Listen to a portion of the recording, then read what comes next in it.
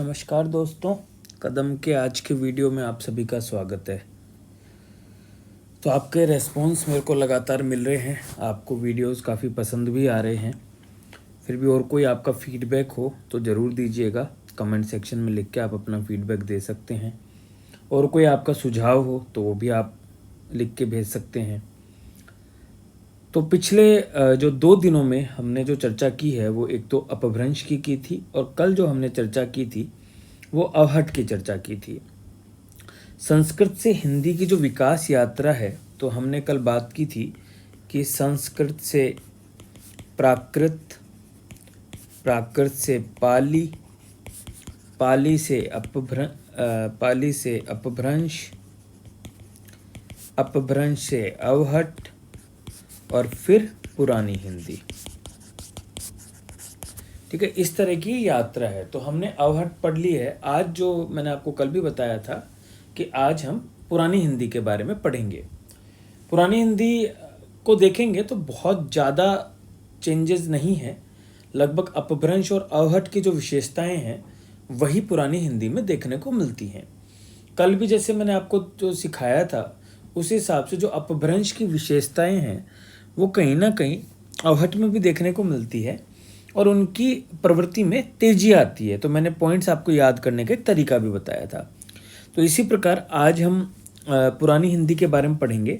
इसके साथ साथ आज मैं कुछ आपको होमवर्क भी दूंगा जो आपको करना है। देखिए, करने को तो मैं भी कर सकता हूँ, लेकिन मैं चाहता हूँ जो होमवर्क मैं आपको दूँ उससे आपको चीज़ें याद भी हो जाएं। तो एक ऐसा ही होमवर्क मैं आज आपको देने वाला हूँ। साथ ही हिंदी भाषा को अपभ्रंश अवहट का योगदान और हिंदी साहित्य को अपभ्रंश अवहट का योगदान, ये टॉपिक भी आज हम करने की कोशिश करेंगे। ठीक है, फिर ये जो 3 भाषाओं का जो है, हमारी 6 भाषाओं में से जो 3 भाषाएं हैं, 6 भाषाएं कौन कौन सी बताई थी मैंने? अपभ्रंश, अवहट और पुरानी हिंदी 3। फिर आपकी आएंगी ब्रज, अवधी, अवधी ब्रज और खड़ी। इनमें से 3 भाषाएं आपकी इस सप्ताह में कवर हो चुकी होंगी। ठीक है ना? तो आज इन 3 भाषाओं को पूरे तरीके से तैयार करते हैं अपन। तो पहले हम पुरानी हिंदी की विशेषताएं बताएंगे, उसके बाद में आगे बढ़ेंगे। तो देखिए, पुरानी हिंदी या इसे प्रारंभिक हिंदी भी कहा जाता है। यह 13वीं या 14वीं शताब्दी में इसका जो काल है वो 13वीं 14वीं शताब्दी का काल माना गया है।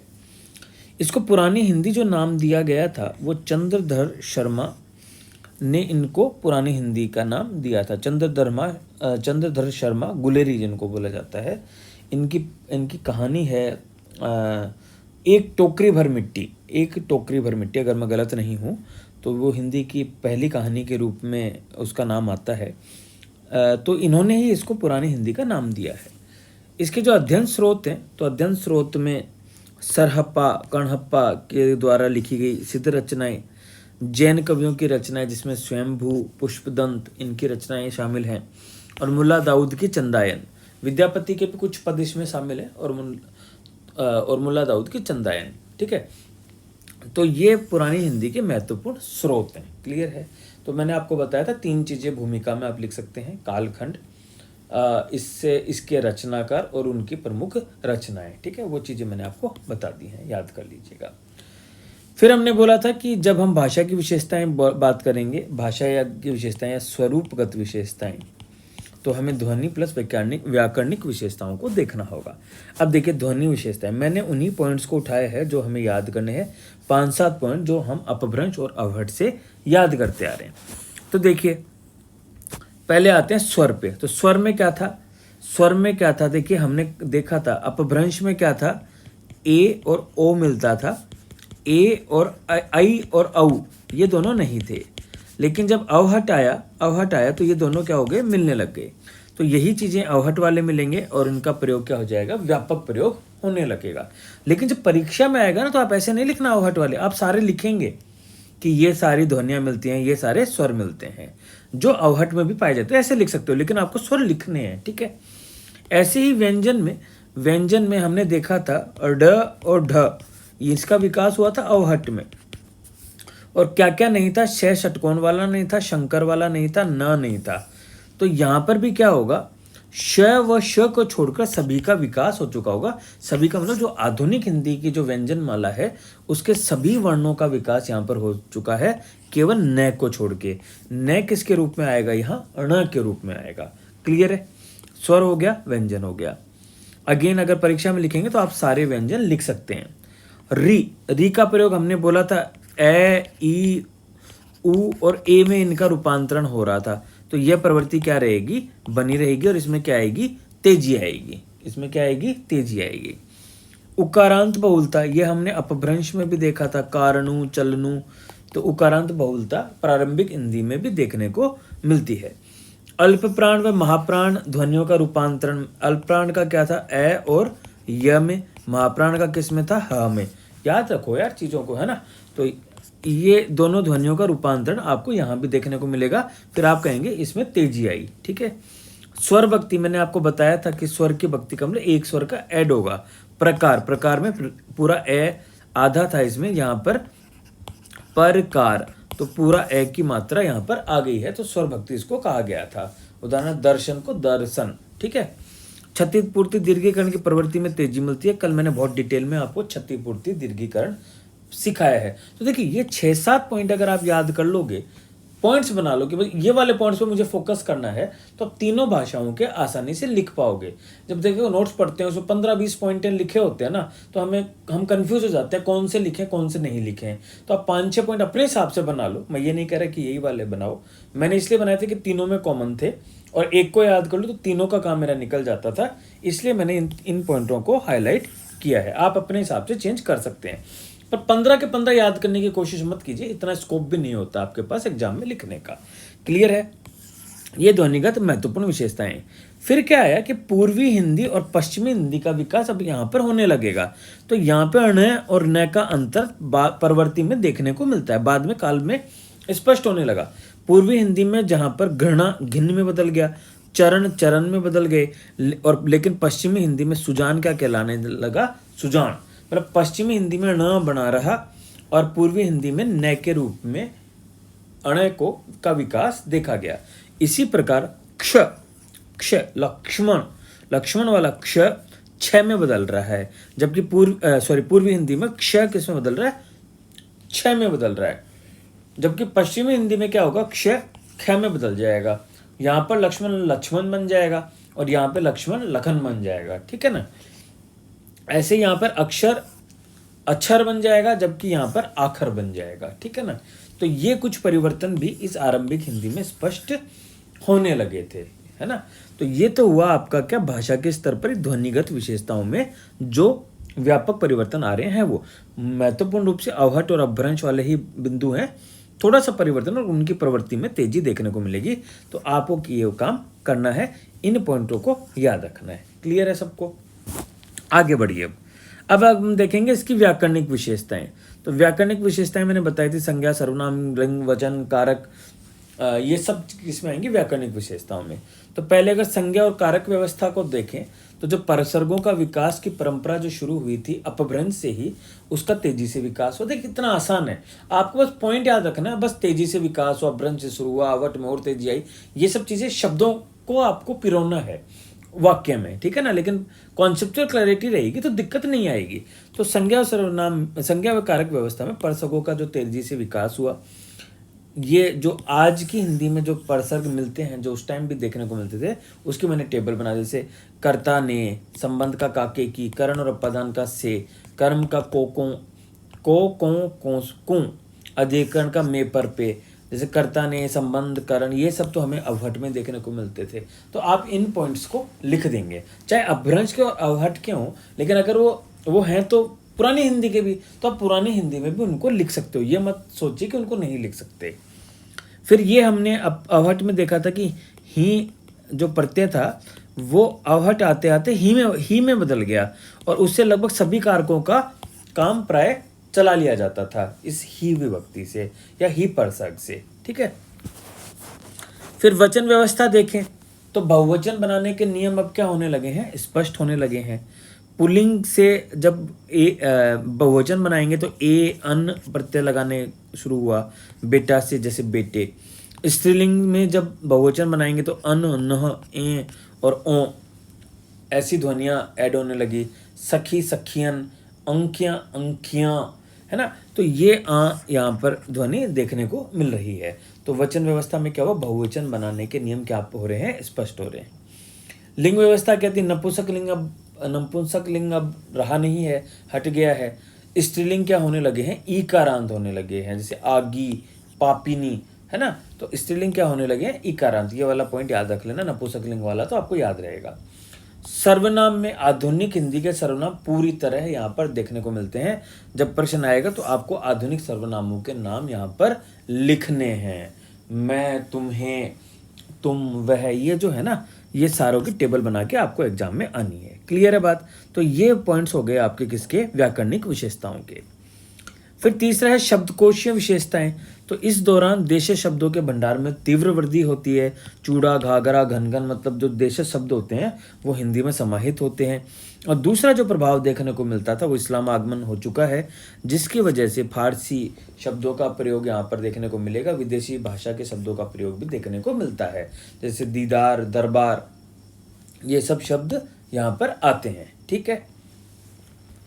तो अपन निष्कर्ष जब आएगा आरंभिक हिंदी का, उसमें क्या लिखेंगे कि यह हिंदी की आरंभिक प्रवृत्तियों को धारण करती है। हिंदी की आज की जो विशेषताएं हैं उसकी आरंभिक जो प्रवृत्तियां थी वो आरंभिक हिंदी में देखने को मिलती है। और सरलीकरण और वियोगीकरण की जो शुरुआत संस्कृत से हुई थी वो उसकी एक झलक पुरानी हिंदी में भी देखने को मिलती है। इस टाइप से आप अपना एक निष्कर्ष लिख सकते हो। तो ये पुरानी हिंदी की ध्वनिगत और व्याकरणिक विशेषताएं थी। ठीक है। अब जो मैं आपको होमवर्क दे रहा था वो होमवर्क क्या था, होमवर्क ये था कि आप एक टेबल बनाइए। ठीक है, तुलनात्मक टेबल बनाएंगे। तुलनात्मक टेबल में क्या बनाएंगे आप, मैं बना देता हूँ टेबल का फॉर्मेट, और याद करने के लिए इस टेबल के फॉर्मेट को मैं अपनी एक टेबल बनाएंगे। टेबल में क्या होगा, 4 कॉलम होंगे। ठीक है,